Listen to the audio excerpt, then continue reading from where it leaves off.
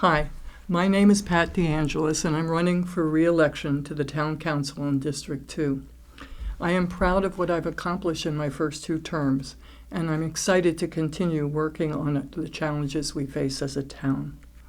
I know it's common to use these videos to offer sort of a laundry list of issues I care about, and you can learn about all these at my website, patforamherst.org. But today, I want to spend my time talking about one big issue facing our town. I want to talk about how we collaborate, communicate, and compromise. Looking at Amherst local politics, I don't think we're doing any of these things as well as we should.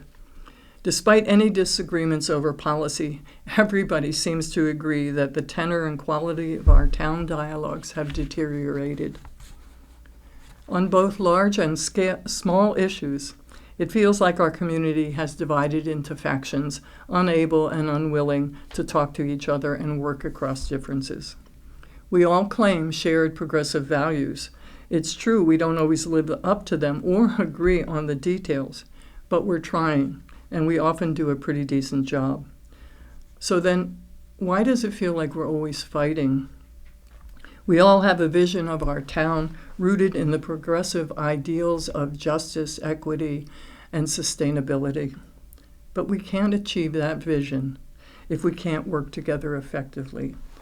So if we want to make progress as a community, we need to solve that problem. And that won't be easy to do.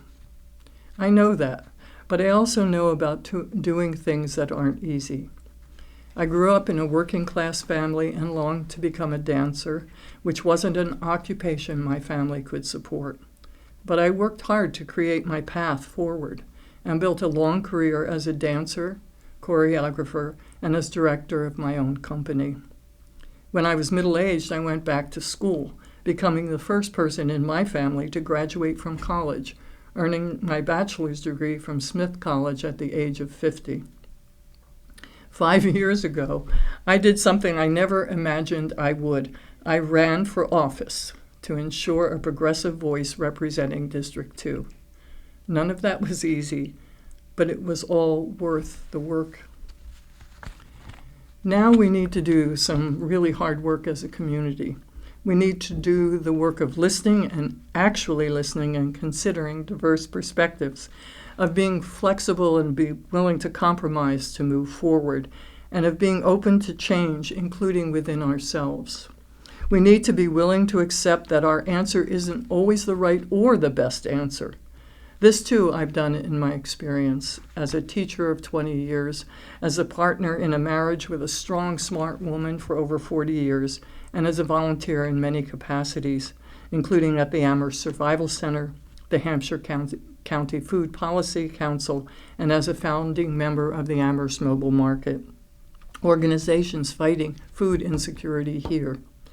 Working to develop the mobile market and later being chosen to serve on the planning committee has been a labor of love that has made me a better listener, a better planner, and a better counselor.